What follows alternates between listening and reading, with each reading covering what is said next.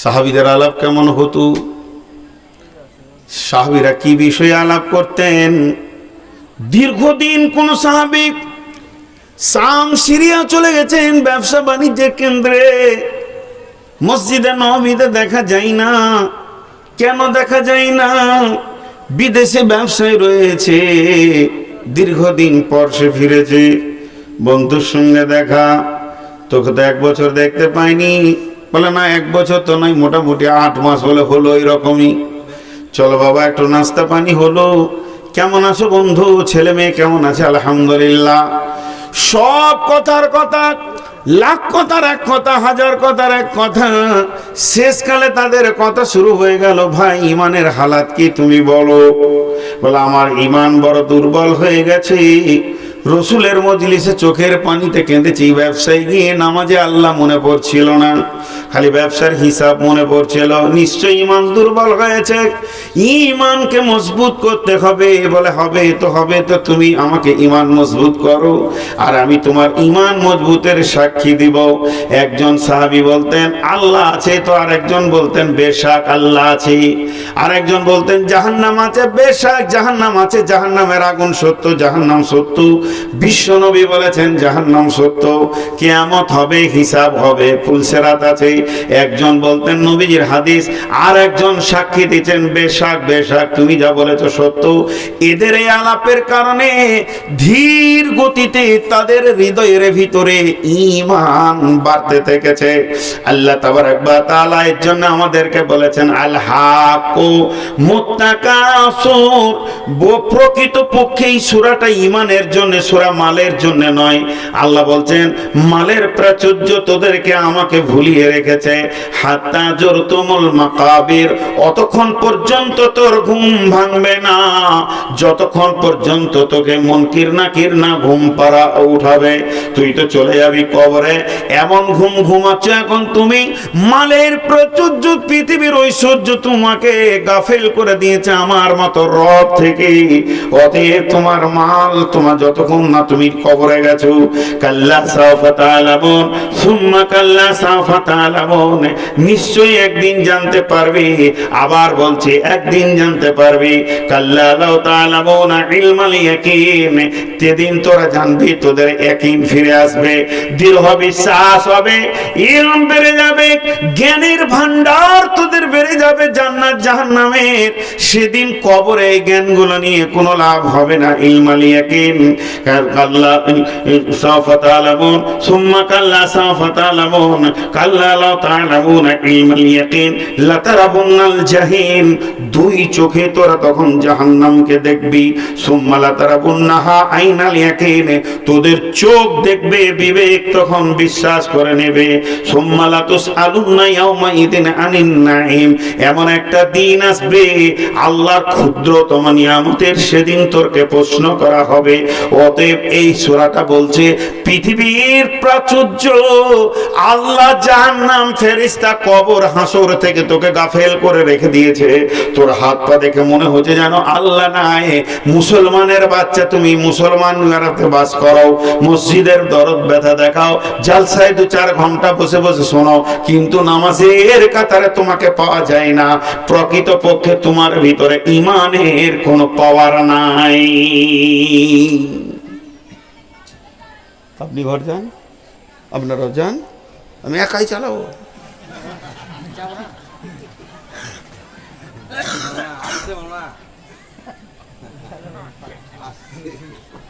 আমিও পানি খেয়েছি, আমারও অবস্থা খারাপ। ঘড়ি বিয়াদব। হ্যাঁ জি, ঈমান একটা আলাদা জিনিস, বলিষ্ঠ জিনিস। মসজিদে আপনাকে আমাকে কাতারে যে নিয়ে যেছে ধাক্কা দিয়ে, সে হলো ঈমান। আমাদের ঈমানের কোনো পরীক্ষা হয় না, ঈমান শিখা হয় না, ঈমানের ক্লাসই হয় না। জি, তরবিয়াতের কোনো ক্লাস নাই, তালিমিয়াতের ক্লাস আছে, বুখারী মুসলিম আবু দাউদ চলছে, কিন্তু চরিত্র গঠনের কোনো ক্লাস এখনো হয়নি, কোনো জায়গায় ক্লাস হয় না। কি বলছে, মারবে নাকি আমাকে? আমি তো কিছু করি নাই ভাই।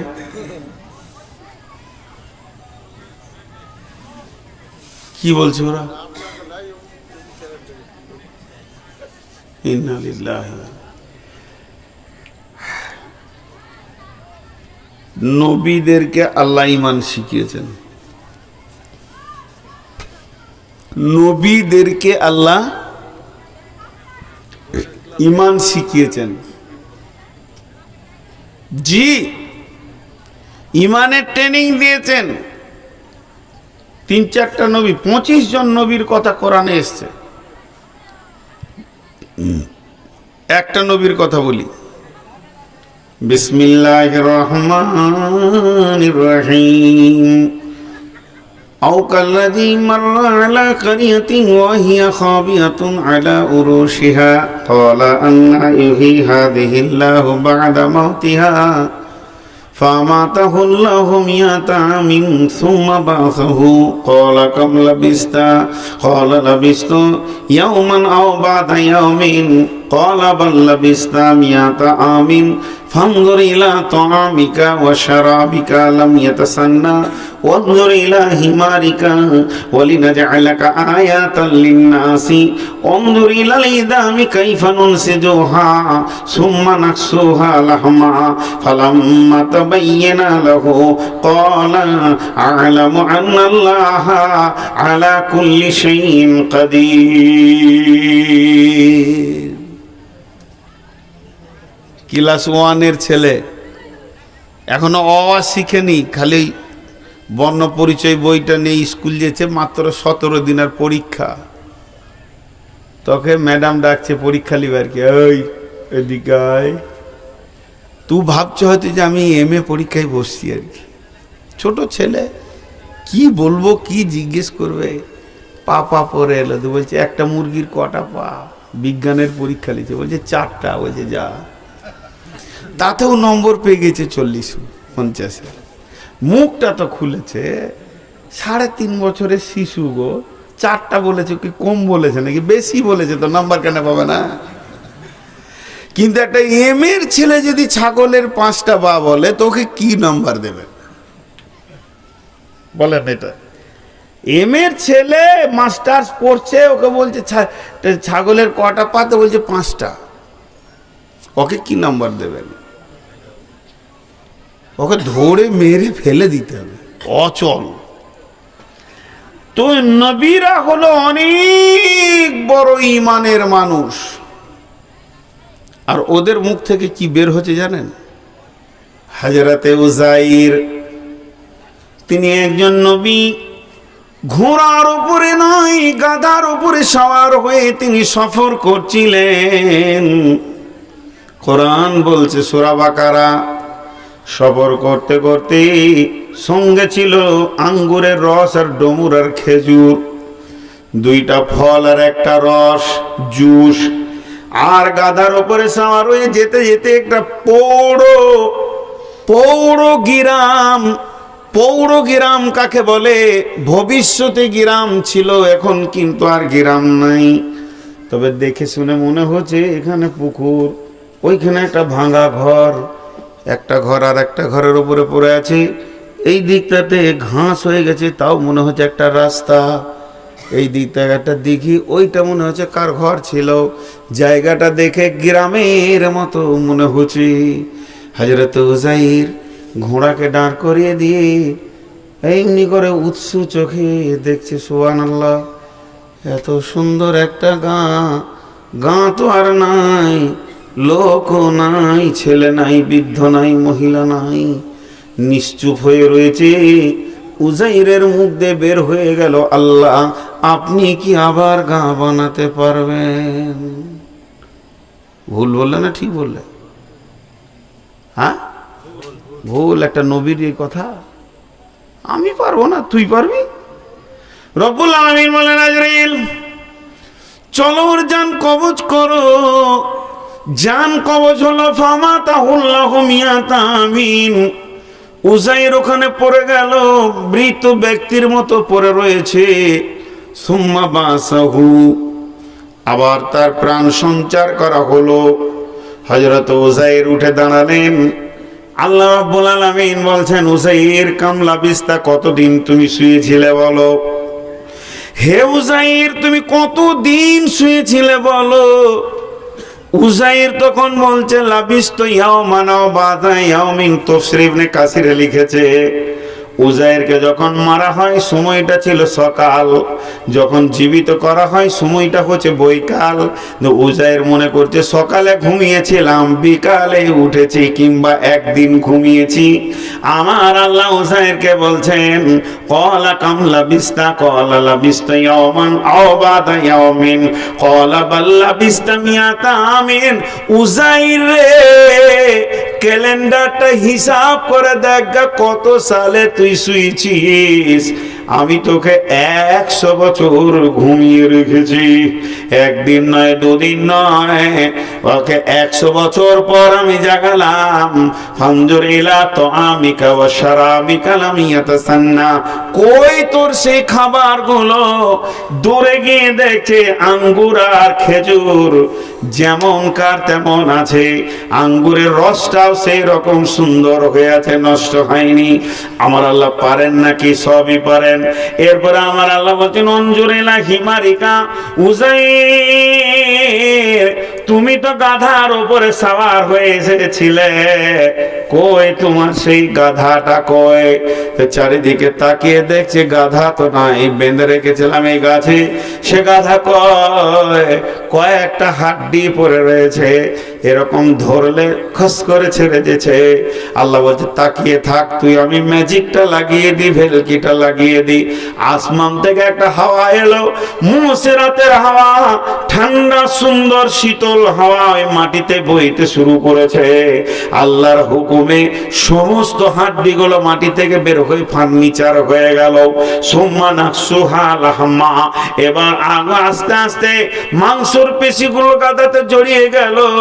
ফালাম্মা তাবাইয়ানা লাহু ক্বালা, যখন মাংসগুলো জমে গেল, গাধাটা একটু জান সঞ্চার হলো, গাধাটা মাথা হিলিয়ে দিয়ে জোরে যখন ছিকে দিল, তখন উযাইরের মুখ থেকে বের হলো, ক্বালা ইন্নাল্লাহ আ'লামু আন্নাল্লাহা আলা কুল্লি শাইইন কাদির। হে আল্লাহ, আমি এটা ভালো করে জানি আপনি সমস্ত জিনিসের উপরে ক্ষমতাবান।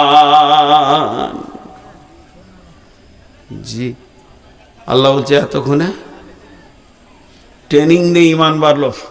কে বিড়ি ধরিয়েছে গো পেছনে? হ্যাঁ, কান্ঠার দিকেই তো ধরাবে। ও দেখছে জালসা যখন জমেছে তো খানিক টেনেলি,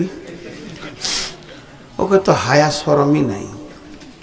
দেখেন, এইভাবে নূহ আলাইহিস সালামকে, এইভাবে ইব্রাহিম আলাইহিস সালামকে, সমস্ত নবীকে আল্লাহ ট্রেনিং করেছেন ইমানের। জি ভাই, আমাদের ইমানের ট্রেনিং নেই। একটা মজার গল্প শোনাইছি, এটা বলবেন না যে হাদিসে আছে, মৌলভী সাহেব বলেছিল। আপনাদের এখানে একটা নদী আছে, আর ধরেন এই দিকেও একটা নদী আছে। আমি দিক ভুল হয়ে গেছে, কিন্তু আমাকে পশ্চিম দিকে এটা মনে হচ্ছে, সারাদিন উত্তর দিকেই নামাজ পড়ছি।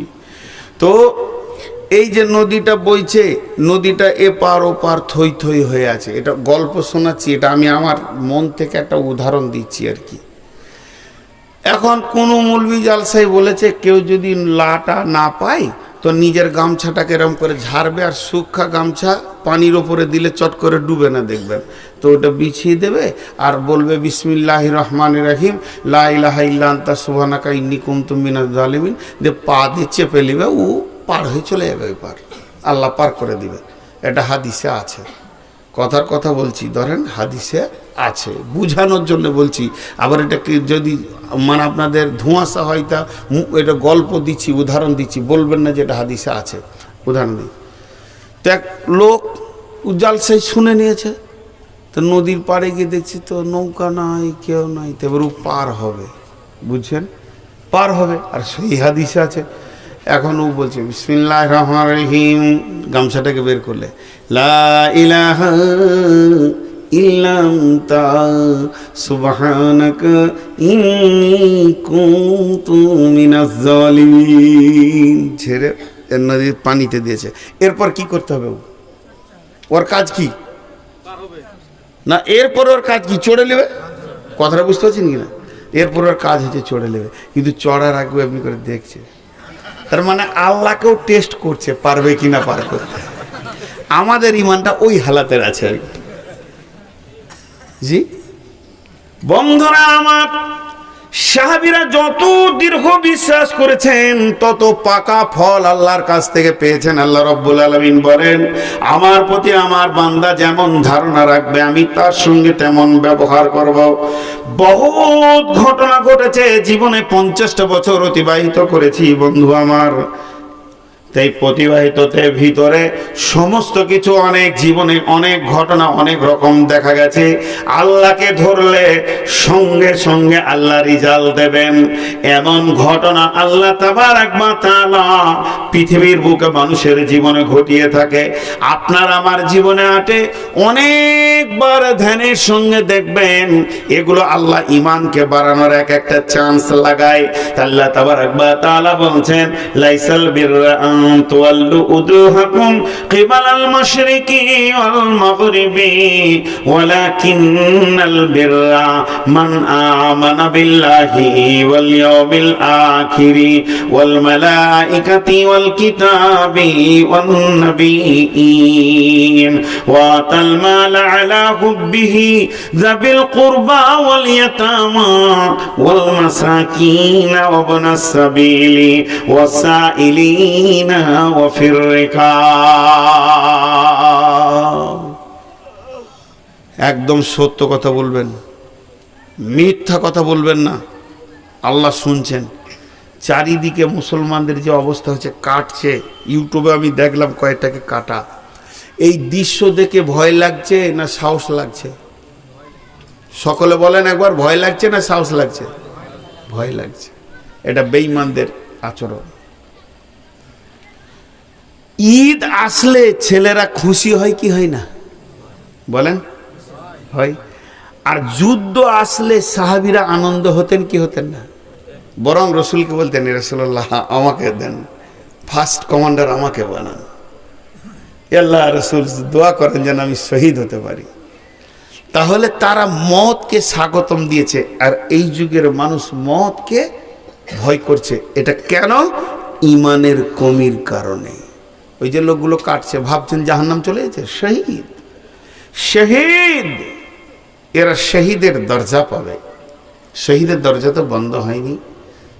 একটা ছোট্ট কথা আপনাদেরকে জিজ্ঞেস করব, সবাই একবার মুখ খুলবেন আল্লাহর রাস্তায়। বেশি সময় আর লিব না, ছেড়ে দেবো ইনশাআল্লাহ। ওই আমার তো 9 তারিখে জালসা ছিল, 10 তারিখ যে ঢুকে গেল। তো উঠাউঠি করিয়েন না, একসঙ্গে ছাড়বো, এটাই ভালো। কোনো একটা ঘটনা আপনাদেরকে শোনাই আগে, তারপরে জিজ্ঞেস করব কেমন লাগছে। বিশ্বনবী এশার নামাজ পড়ে সাহাবীদেরকে বললেন বসে যাও। সাহাবীরা বসে গেলেন। বিশ্বনবী বললেন, যায়েদ কোথা আছো, উঠে দাঁড়াও। হযরতে যায়েদ উঠে দাঁড়ালেন। লাব্বাইক ইয়া রাসূলুল্লাহ, আমি হাজির আছি। বলে মুতার প্রান্তে এক্ষুনি রওনা দিতে হবে, তোমাকে প্রধান সেনাপতি বানালাম। রব্বুল আলামিনের নবী বলছেন, আব্দুল্লাহ জাফর ইবনে আবি তালেব কোথা আছো, তুমি দাঁড়াও। জাফর ইবনে আবি তালেব হযরত আলীর ভাই উঠে দাঁড়ালেন। বিশ্বনবী বললেন, জাফর ইবনে আবি তালেব তোমাকে আমি দ্বিতীয় সেনাপতি করলাম। এবার বলেন যায়েদ কি বুঝতে পারছে? যখন দ্বিতীয় সেনাপতি হয়ে গেল, যায়েদ বুঝে নিল আর আমি মদিনার মাটিতে ফিরে আসবো না, এখন আমার শহীদের লিস্টে নাম চেপে গেছে। এরপরে বিশ্বনবী বললেন, আব্দুল্লাহ ইবনে রাওয়াহা কোথায় রয়েছো? আব্দুল্লাহ ইবনে রাওয়াহা খুশিতে তরফ করে লাফিয়ে উঠেছে, আমার নাম চলে এসেছে, মানে আমি এবার এগিয়ে যাচ্ছি। জাফর ইবনে আবি তালেব বুঝে নিলেন আমিও শহীদ হয়ে যাব। বিশ্বনবী বললেন, জিহাদের ময়দানে তোমরা চতুর্থ সেনাপতি বানিয়ে নেবে। তার মানে আব্দুল্লাহ ইবনে রাওয়াহা বুঝে নিলেন আমিও শহীদ হয়ে যাব। যেমন যেমন নবীজি বলেছিলেন তেমনি তেমনি তারা শহীদ হলো। হযরতে যায়েদ শহীদের পরে পরে জাফর ইবনে আবি তালেব গিয়ে ইসলামের পতাকাকে ধরেছে।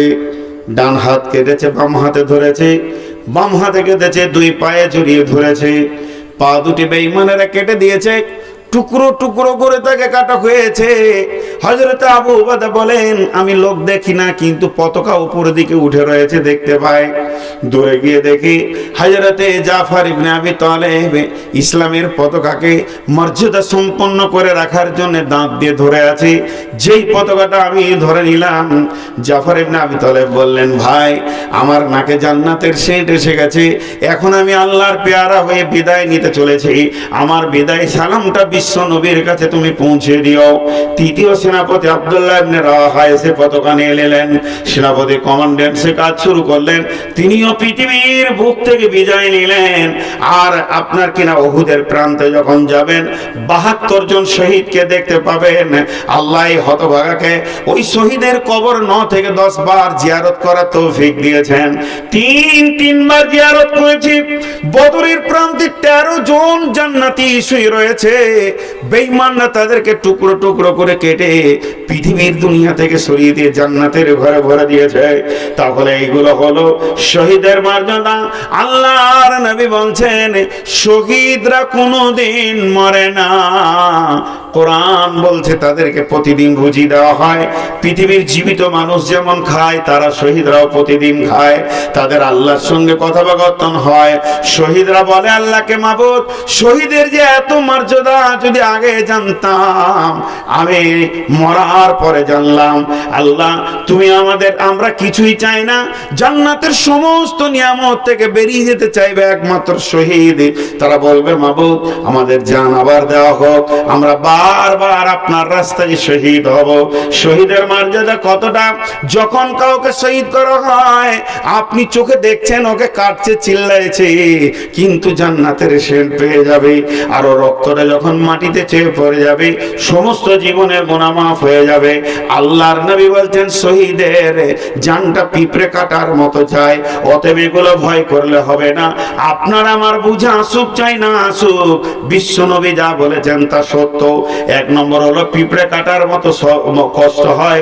২ নম্বর হলো রক্তটা মাটি টাচ করলে তার জীবনের গুনাহ মাফ হয়ে যায়, শুধু ঋণের গুনাহ মাফ হয় না। ৩ নম্বর হলো শহীদরা জীবিত আল্লাহর সঙ্গে কথা বলে। শহীদের আত্মাগুলো আপনার কিনে জান্নাতে পাখির মতো বাগানে তারা ঘুরে বেড়াবে। শহীদদেরকে আলাদা সম্মান দেওয়া হয়েছে। অতএব আল্লাহ তাবারাক ওয়া তাআলার নবী শেষ কথা বলেছে, কারো যদি শহীদের তামান্না না থাকে, যা তার মত হবে মুনাফিকের মত। আর কারো যদি শহীদের তামান্না থাকে আর বিছানায় মরলো, আল্লাহ শহীদের দরজা দান করবি। আমি এতগুলো কথা বললাম তার একটা প্রশ্ন করার জন্যে। এই ঘটনাটা তো আমার কাছে প্রথম শুনেন নাই, জীবনে অনেক আলেমের কাছে শহীদের কথা শুনেছেন। তো যখন খুতবাতে বয়ানে শুনেন, তখন মনে মনে এরকম হয় যে আমি যদি জাফর হতাম তা ভালো হতো। হয়? আরে কথা বলে না কেন রে ভাই? আমি জিজ্ঞেস করছি তো কথা বলছেন না, কি আজীব জায়গায় কত। আপনাদেরকে তো আমি জিজ্ঞেস করছি, হ্যাঁ নাটা বলেন ভাই। না আপনাদের কি মনে হচ্ছে যে আমি আপনাদের সঙ্গে বেয়াদবি করছি?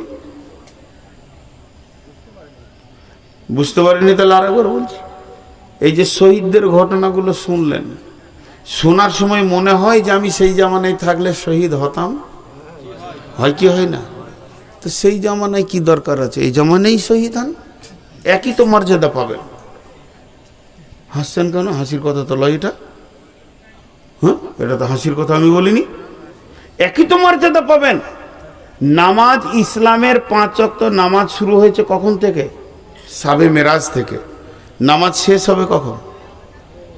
পশ্চিম দিকে যেদিন সূর্য উঠবে সেদিন নামাজ শেষ হবে। তার আগে পর্যন্ত চলবে কি চলবে না? ইসলামের প্রথম যুদ্ধ শুরু হয়েছে বদর থেকে। এই জিহাদ কি বন্ধ হয়ে গেছে? শহীদের রাস্তাটা বন্ধ আছে, চলবে। এটা বন্ধ হবে কখন? যখন ইমাম মেহেদি আসবে, যখন আমাদের ঈসা আলাইহিস সালাম আসবেন এবং দাজ্জালকে পৃথিবী থেকে সরাবে। তার আগে পর্যন্ত এটা থাকবে। তো নরেন্দ্র মোদী না থাকবেন তো শহীদ হবে কোথায়? আমরা ভাবছি হয়তো যে কি দোষ করলাম যে আল্লাহ নারাজ হয়ে গেছে, আমরা মার খেয়েছি। তা আমরা কি ওই হানজালার থেকে বড় ইমানদার? আমরা কি আমির হামজার থেকে বড় ইমানদার? আমরা কি জাবের জুবাইরের থেকে বড় ইমানদার? আমরা কি আমর বিন জমুর থেকে বড় ইমানদার? আমরা কি হযরত উমর থেকে বড় ইমানদার? ওইটা থেকে যদি বাঁচবো তো শহীদ হবে কে রে বাবা? শহীদের সিটগুলো পূরণ হবে কি করে? আল্লাহ একটা দয়া করে দিয়েছে। জি, একটা ছেলে দিল্লি থেকে ফোন করছে, বলছে মৌলভী সাহেব, বদর ওহুদ খন্দক শুনতাম, এবার দেখতে পাবো, দিলটা খুব খুশি লাগছে। কবে লাগবে? ইমানদার, ইমান একটা এমন চাহিদা, বিশ্ব নবী বলছেন one must be in Jabalin radiyallahu ta'ala anhu qala awsani Rasulullah sallallahu alayhi wa sallam bi ashri kalimatin la tushrik billahi shay'a wa in qutilta aw hurrikta। কত কঠিন কথা! লা তুশরিক বিল্লাহি শাইয়া। হে মাজ রে, আমি আখেরি পয়গম্বর, তোমাকে 1 নম্বর সিরিয়ালে ওসিয়ত করছি, তুমি কান করে শোনো। 10টার মধ্যে প্রথম নম্বরটা কি? লা তুশরিক বিল্লাহি শাইয়া। খবরদার আল্লাহর সঙ্গে কাউকে শরীক করিও না। ওয়াইন কুতিলতা আও হুররিকতা, যদিও তোমাকে কেটে পিস বানিয়ে দেওয়া হয় তবু আল্লাহর সঙ্গে শরীক করিও না। আও হুররিকতা, যদিও তোমাকে জীবিত আগুনে জ্বালিয়ে দেওয়া হয় তবু আল্লাহর সঙ্গে কাউকে শরীক করিও না। এটা কত বড় কঠিন কথা বলেন! এখন ওরকম ইমানদার নাই? আচ্ছা, ইমানদার আছে। জি, আল্লামা দেলোয়ার হোসেন শাহিদি, ওর গোপন খবর আপনারা জানেন না। যত গোপন খবর আমি জানি, বন্ধুরে নির্যাতনের ওপরে নির্যাতন, তারপরও তাকে ফাঁসির ডেট হয়ে গেল, তারিখ হয়ে গেল। রাত্রি 12টা 1 দেলোয়ার হোসেন শাহিদিকে ফাঁসিতে ঝুলানো হবে। আজ থেকে 3 বছর 4 বছর আগে ডেটটা হয়েছিল, ডেটটা আমার মনে নাই। তার ফাঁসি দেওয়ার মাত্র 2 দিন আগে যে কোনো ব্যক্তি সরকারের তরফ থেকে তাকে দেখা করতে যায় এবং বলে, আপনি খালি একবার স্বীকার করলেন আমার ভুল হয়ে গেছে, আর যতদিন বেঁচে থাকবো স্টেজে উঠবো না, কালকে আপনাকে সসম্মানে বাড়ি পৌঁছিয়ে দেওয়া হবে। শাহেদি বলেছিলেন, বহুদিনের তামান্না শহীদের মত নিব, বাতিলের কাছে মাথা নাম করব না। মুশরিকের সঙ্গে আপোষ নাই, কাফেরের সঙ্গে আপোষ নাই। তুই বলেছে তোদের মতো তাগুদের সঙ্গে আমার কোনো আপোষ নাই। ফাঁসির মঞ্চে গিয়ে আল্লাহর সঙ্গে হেসে কথা বলতে পারবে শাহেদি, তবু তোদের কাছে মাথা নাম করবে না। মাওলানা আব্দুর রহমান আইলা হাদিসের বড় শাইখুল হাদিস ছিলেন, ফাঁসি দিয়ে দিলেন। মঞ্চে বলেছিল, বাতিলের কাছে মাথা নামো, আমি করব না। যা বলেছি তা সত্য। এদের অপরাধ রাজনৈতিক নয়, এদের অপরাধ যুদ্ধ অপরাধী নয়, এদের অপরাধ হচ্ছে শুধু পীরের বিরুদ্ধে কথা বলা। ওই দেশে সরকারি রেজিস্টার ভুক্ত 1,32,000 পীর আছে। ছোট দেশ, সরকারি রেজিস্ট্রেশনে 1,32,000 পীর আছে। ভাইরা আমার, এর জন্য বন্ধুরে কতটা ঈমান হলে বিশ্ব নবী বলছেন, এইখানে আরএসএস এর দল আমাদের 10 জনকে বেঁধেছে, একটাকে কাটছে, আমরা 9 জন দেখছি। 2 নম্বরকে ধরেছে, 3 নম্বরে আমার নামটা আছে। আল্লাহর নবী বলছেন, এই অবস্থায় তোমার ঈমান আকীদা ঠিক রাখো। উইঘুরের মুসলমান শুধু তাদের কাঁচা চামকে টেনে ছাড়ানো হচ্ছে। যুবতীগুলোকে আজকে বিকালে আমার মনে পড়েছিল, চোখে পানি আসলো, ওগুলো তো আমাদের বোন। যুবতীগুলোকে সৈন্যরা রাতের পর রাত ব্যবহার করছে, শুধু একটাই কারণ, আল্লাহকে অস্বীকার করো, রসুলকে অস্বীকার করো, তারা এখনো পর্যন্ত পারেনি। এগুলি কি শহীদের দরজা যাবে না? এর জন্য বিশ্বনবী নামাজের কথা বললেন না, রোজার কথা বললেন না, হজের কথা বললেন না, যাকাতের কথা বললেন না। মুসলমান, আপনার আমার সামনে এমন একটা টাইম আসবে, এমন একটা সময় আসবে, এমন একটা মৌকা আসবে, পৃথিবীর সমস্ত আমলগুলি মাফ হয়ে যাবে, শুধু ঈমান থাকলে জান্নাতুল ফেরদাউস পাওয়া যাবে ঈমানের উপরে।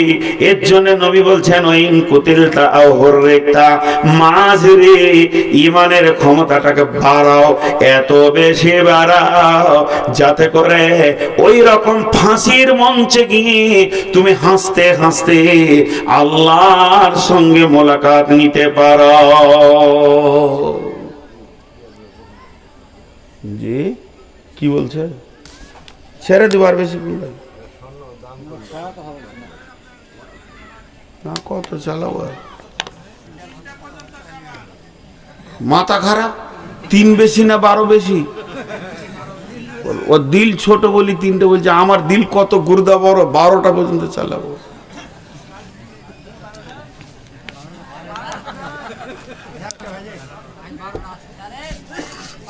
দেখেন, আমি প্রথমে কোনোদিন বলি না আমি রোগা, এখন বয়স হয়ে গেছে। 2 বার পড়ে গেছিলাম বাড়িতে, 2 বার।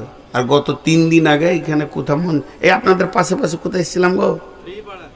ডিপাড়াতে মঞ্চ থেকে পড়ে গেছিলাম, দেখেছিলেন খেয়াল করে? 3-4 জন যে ধরেছিল আমাকে। অবস্থা এবার শেষ, ওই দিকে টানছে কবরের দিকে। আপনারা ভাবছেন কেন? আর সর্বোপরি শেষ কথা, আমার বিবি আমার বিরুদ্ধে চলছে এখন, একটা জালসা করতে দিব না। ওর ধারণা যে কোথা গিয়ে মরে পড়ে থাকবে রে বাবা। মেয়ে জামাই বলছে আর লই হয়ে গেছে বহুত, এখন খালি বোর বাড়িতে বসে থাকেন।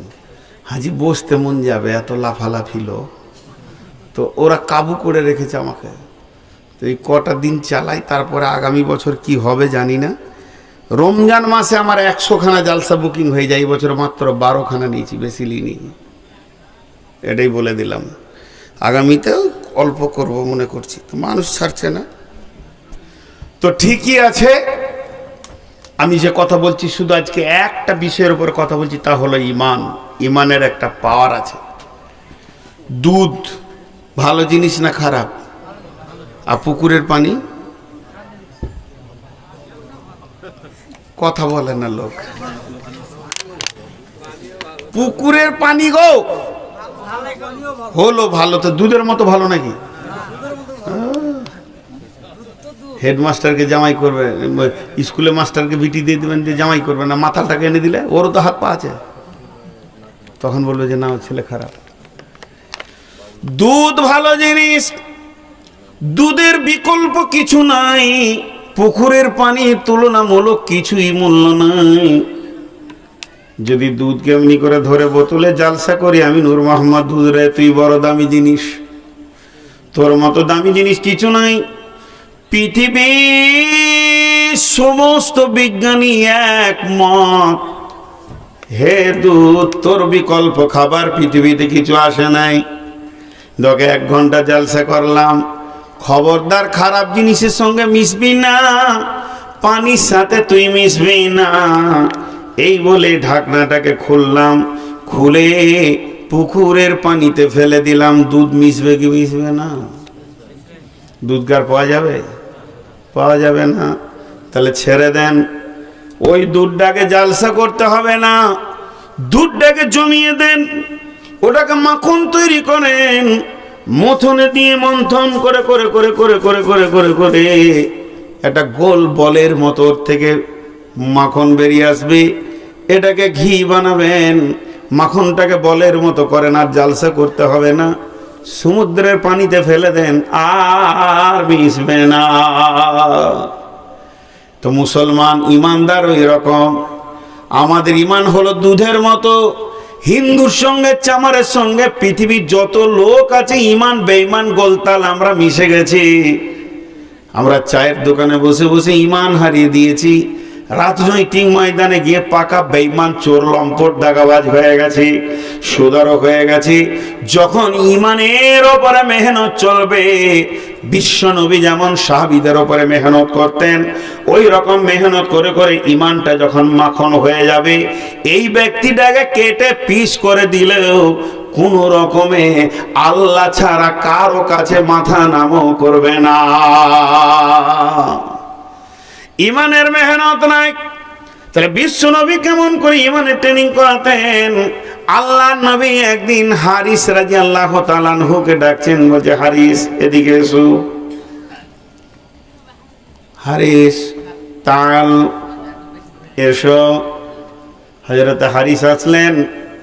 নবীজি বললেন, হারিস রে, তোমার ইমানের খবরটা আমাকে দাও। হযরত হারিস বলছেন, ইয়া রাসূলুল্লাহ, আমি 100-তে 100 ইমানের উপরে দাঁড়িয়ে আছি, 99 নয়। বড় দাবি করলেন। আল্লাহ নবী বললেন, ইয়ে হারিস, তোমার দাবি তো ছোটখাটো নয়, অনেক বড় দাবি। কালেকশন করতে বসে লিখছেন। বাস, বিয়ে করার পর কোনো ছেলেকে চিঠি দিতে হয় যে শ্বশুর ঘর যা? 26 বছর জালসা করছি, যদি আমাকে চিঠি করে কালেকশনে লেগে বলতে হয়, তা আমার মতো হিজড়ে নিয়ে আর দুনিয়া চলবে? খালি জালসা জমে গেলেই তখন মানে কমিটির গায়ে কুটকুটি উঠে যায়, টাকা কটা লুটে লেখ, টাকা কটা লুটে লেখ। করবো না কালেকশন। কি সুন্দর বায়ান হচ্ছে, ওই দিক থেকে খুঁজে লিখে দেন কালেকশন। পকেটটা মেরে লেগে হবে। আমার নাম নবাব, কিছুরই নাই অভাব, ভিক্ষা করার স্বভাব। ওটা প্রতিদিনের কাজ। ইঁদুর মাটি না কাটলে ওর দাঁত বাড়বে, আমি কালেকশন না করলে ভালো লাগবে না। এদিন ও এসে দাঁড়িয়েছে, ও যে কি চিন্তা করছে, হায় রে, বিয়েটা যদি এই সুযোগে হয়েই যেত কত ভালো হতো। এই দুয়াতে পাগলা বসে না, আবার ওই দিকে খুঁজছে জায়গা, ওখানে কে মুতে গেল আর ওখানে বসে। কত পাগলা নিয়ে দুনিয়া করছি, পানি খাই। আরে ভাই, শেষ বয়সে ছেলে পিলে হবে। হ্যাঁ, আমি যদি বলতাম যে মাঝে আমাকে দেন, কালেকশনটা ভালো হবে, দেওয়া যাবে না। কে পালাবে? মাথা খারাপ, একজনও পালাবে না। যেতে যেত রাত 10টায় না হলে জালসাটা শেষ হতো। রাত 1টায় শেষ হয়ে কি আপনাদের গায়ে বরকত হলো না জিবরাইল এলো? ফালতু ধারণা। আচ্ছা দাঁড়ান, কথা অন্যদিকে গেছে। আমি হারিসের কথাটা বলছি, ভালো করে শুনুন। হারিস দাবি করল, আমি 100-তে 100 আছি। ও দয়ার নবী, আমার ইমানের এতটুকু কম নাই। বিশ্ব নবী বললেন, তোমার দাবি এত বড় কেন, তুমি আমাকে বুঝাও। হযরত হারিস বলছেন, দয়ার নবী গো, সকালবেলা যখন আমি ফজরের সালাত আদায় করেছি, তো জাহান্নামকে যেন 2 চোখে আমি দেখতে পেয়েছি।